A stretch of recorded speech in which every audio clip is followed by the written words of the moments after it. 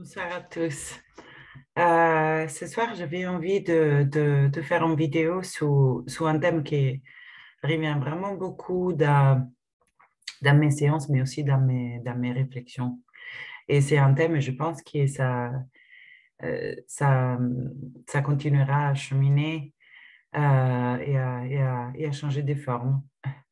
Donc, c'est un thème qui regarde tous, donc accompagnants et pas, et que c'est comment être en présence de la souffrance, un être cher quand même ouais, d'un être humain, et donc en présence euh, avec le cœur face à un moment de désespoir ou une baisse, on va dire, voilà, de la marée dans notre être humain. Et cette réflexion aujourd'hui qui m'accompagne quand même a été particulièrement inspirée par une séance que j'ai eue avec une femme qui vit un moment difficile d'un être très proche d'elle, une maladie importante. Et cet être n'est pas, cette personne, voilà, ne partage pas forcément un langage spirituel qui est certainement très, très souvent, ça ne veut pas dire qu'il ne soit pas un être en, euh, en élan de connaissance de soi et largement en voyage par rapport à ça. Donc, ce qu'elle me disait est que face à cette souffrance, qui à l'évidence, elle a touché fortement. D'un côté, elle, avec les outils qu'elle a rencontrés dans sa vie, avec les prises de conscience, avec les aides aussi qu'elle a reçues pendant ce cheminement, s'est questionnée sur euh, quoi faire, comme est-ce que offrir ces propositions. Donc, est-ce qu'il aurait du sens de inviter une personne à faire un cheminement ou alors lui transmettre une perspective des choses qui s'est ouverte en nous? Comment pouvoir être utile en fait face à la souffrance? Et alors, on explorait ce thème et est apparue une évidence qui est, je crois profondément que quand on peut être vu dans cette zone qu'on était conditionné à cacher derrière des masques, à ne pas montrer au monde. Donc, nos moments de majeure vulnérabilité. Généralement, non, on a besoin pour quelqu'un parmi nous, a besoin d'arriver à un état tel de désarroi avant de se permettre euh, de se rendre visible, de s'exposer dans cette zone de vulnérabilité si intime, là où le jugement de se sentir quelqu'un de pas suffisamment agréable, suffisamment lumineux, suffisamment léger, etc., ça se fait sentir plus intensement. Donc, moi, je crois qu'il y a quelque chose de profondément guérissant dans le fait même de pouvoir être en présence aimante à ça, de pouvoir être vu par un regard compatissant dans cette zone qu'on aurait peut-être la tendance de cacher à quiconque. Et même à nous-mêmes, jusqu'à que par des moments de la vie, on quelque part, nous mettent dos au mur et il ne laisse pas d'autre choix. Ce sont généralement les moments aussi où une partie authentique et cachée est refoulée à l'occasion d'émerger à la surface. Et donc aussi de connaître, de rencontrer une présence et une partie, les parties qui ne permettent pas en fait euh, de vivre, d'exprimer, de rendre visible, sont des parties où vivre en solitude très profonde parce que nous-mêmes, nous les abandonnons souvent, encore moins on permet que le regard d'un autre, ou alors les mots d'un autre, la présence d'un autre puisse s'y rapprocher. Donc, ce sont des zones où le lien a manqué. Et donc, je crois que rien qui est de faire l'expérience de la présence du lien à la zone désertée a une puissance de guérison très importante. Donc, ce que j'aurais envie de dire dans cette partage, dans cette exploration de ce thème-là, c'est que parfois vraiment, juste le fait de pouvoir être là et de tenir la main à quelqu'un qui traverse cette zone de vulnérabilité qu'on a la tendance à ne pas partager jamais, c'est extrêmement précieux, nourrissant, réparateur. Euh, voilà. Deuxièmement, par rapport à la question de comment pouvoir éventuellement apporter un peu des pistes, des chemins d'exploration que nous, on a cheminé ou bien qu'on chemine euh, actuellement et à toujours. Et dans des zones où cet langage n'est pas du tout commun, voire il y a aussi la chance qu'elle ne soit pas bienvenue, qu'elle ne soit pas accueillie. Elle se trouvait divisée entre comment dire, un élan, presque comme une évidence d'apporter un peu de ça, des mots, des angles de lecture, de possibles explorations inconnues, nouvelles, de pouvoir partager. Elle se sentait donc habitée par cet élan. Et de l'autre côté, il y était donc la peur de comment l'autre il aurait pu recevoir. C'est-à-dire que en entendant, et dans le cas précis, cette personne avait fait l'expérience, donc elle avait conscience de combien désagréable et improductif ça peut être, euh, l'expérience de vivre un moment d'intense souffrance et qu'il arrive quelqu'un ou quelque part à amener une prospective de sagesse qui peut être reçue comme une tentative de couvrir la réalité qui nous traverse avec devoir être plus sage. Et donc, le message, effectivement, qu'on reçoit est une interdiction à ce qui est là vivant. Voilà, un non-accueil de ce qui est là vivant. Donc, on réfléchissait sur ça et pour ce que me concerne, ce que je lui peux partager, que c'est seulement et toujours mon angle de vue dans l'instant, ça ne peut pas être rien de plus général et ni de plus stable non plus. Mais mon angle de vue, c'est effectivement que quand moi j'imagine l'être humain un peu comme cet microcosme qui réunit en soi la terre et le ciel, ou autrement dit l'humain, tout ce qui est danse, matière et ses émotions, toute l'arc-en-ciel des émotions, tout ça est carrément concerne l'expérience humaine. Si dans une dimension non physique, tout cela n'existe pas. Donc pour moi, l'humain est à la fois cette humanité, la terre, si on veut, le bas, les jambes, le ventre et jusqu'au cœur. Et après, il est aussi porteur, émanation de cet autre niveau de soi-même, qui est le ciel, le non-physique, la conscience, la lumière. Et bien, quand on vit une souffrance, ou un ami vit une souffrance, et qu'on essaye donc d'amener la sagesse qui descend du ciel, trop tôt dans le processus qui est en train de se vivre dans notre ventre, dans notre terre, dans notre féminin. Et que donc, on surpose en quelque part cette invitation à la sagesse ou cette dénonciation des sagesses à l'expérience de l'humain, la relation que ça se crée intérieurement est celle d'une invalidation. Donc, au même temps, une fois que l'expérience de l'humain à l'intérieur de nous a fait son processus, a eu une permission, a reçu une permission d'être. Et donc, si c'est de la souffrance, si c'est de la tristesse, de la colère, c'est comme un orage en nature. Le moment qu'il pleut, il pleut. Et donc, pouvoir permettre cet orage plutôt que de se forcer euh, à imaginer quand arrivera le soleil de se fermer dans l'appartement pendant que dehors pleut, à visualiser le soleil en imaginant que là, ça serait mieux d'arriver tout de suite à ce point-là. Pour moi, ça n'a pas du sens. C'est vraiment rester avec le vivant tel qu'il est. Il y a un orage, il y a un orage, point barre. À l'intérieur de moi, il y a des moments où on a des orages, voilà, des l'humain.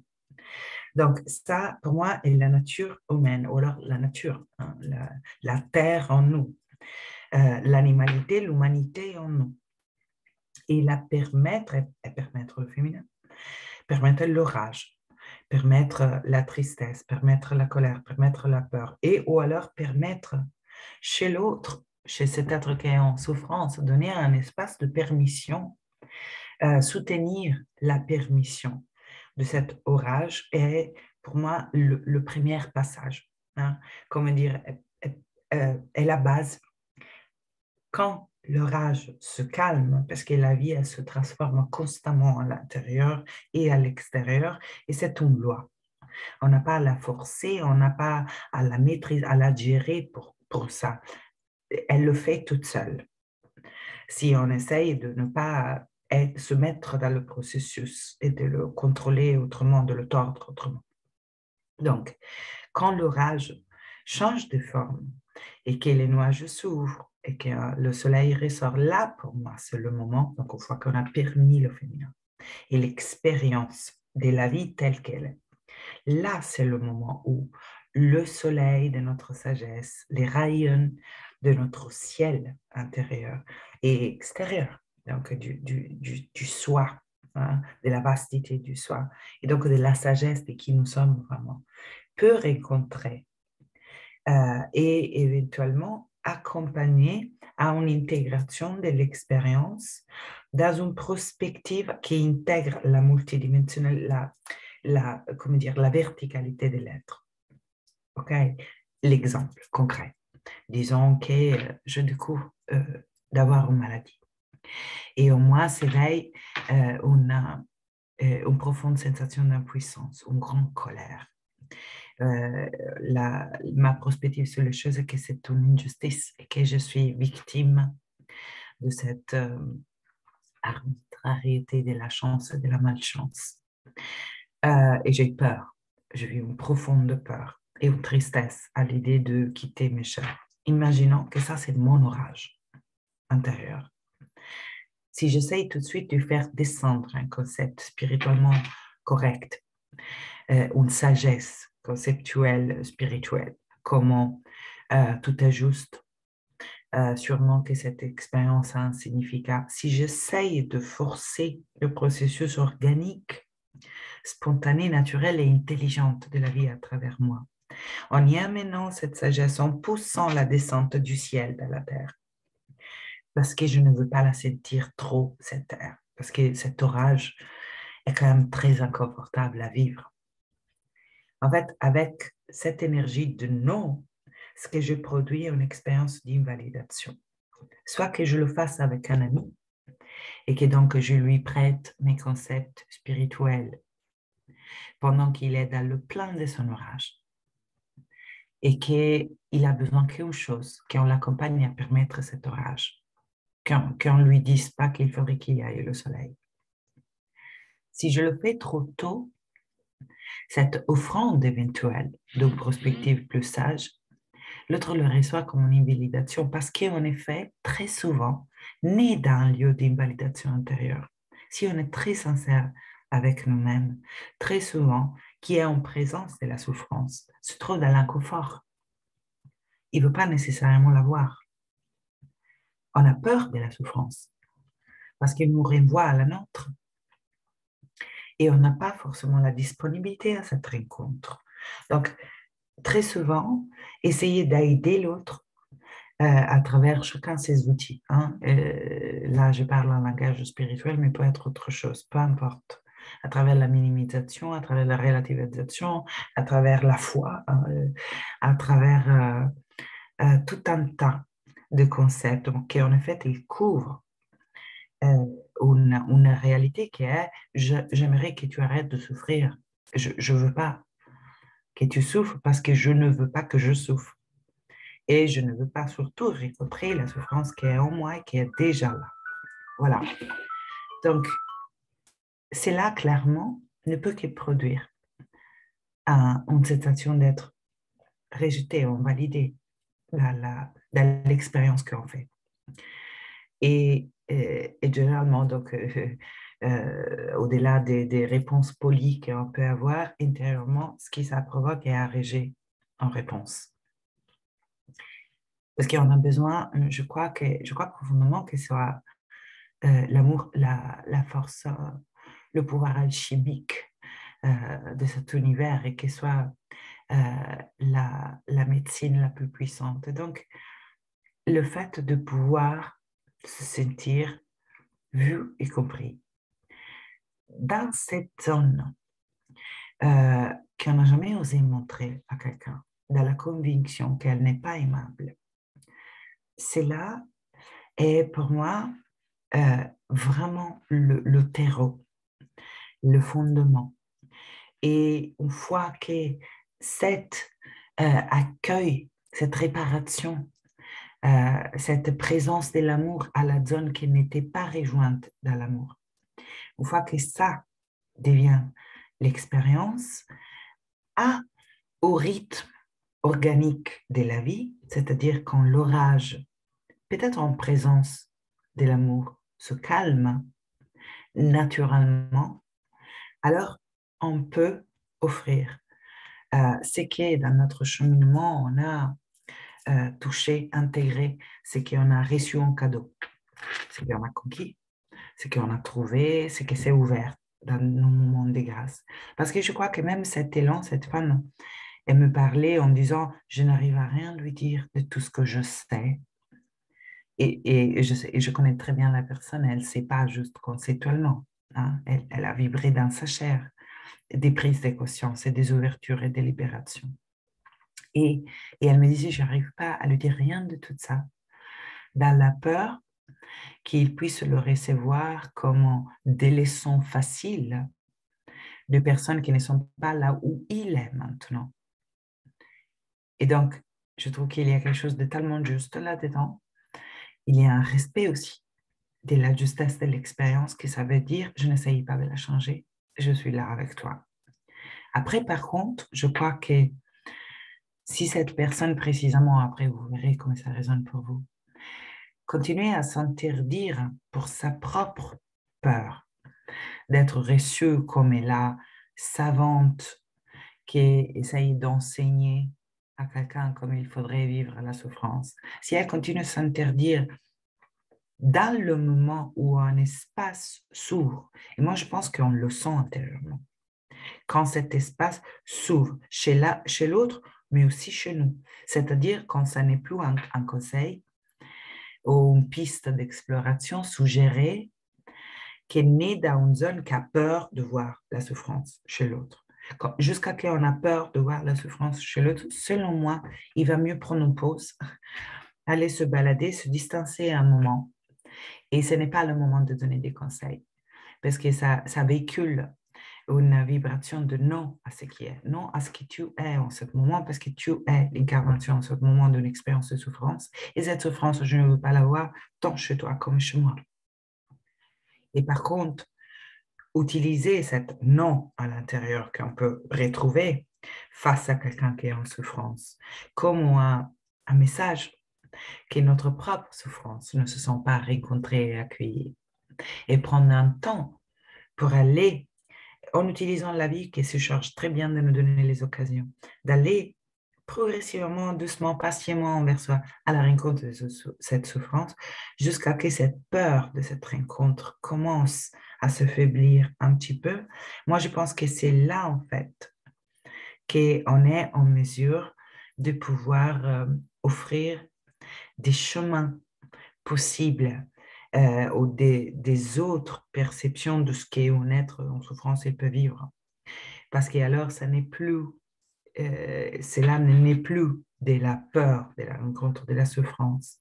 Il est dans un élan spontané de contribution, que ça serait quand même dommage de castrer pour la peur d'être pris par de fou.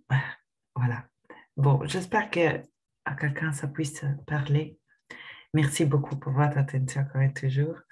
Une belle soirée à vous.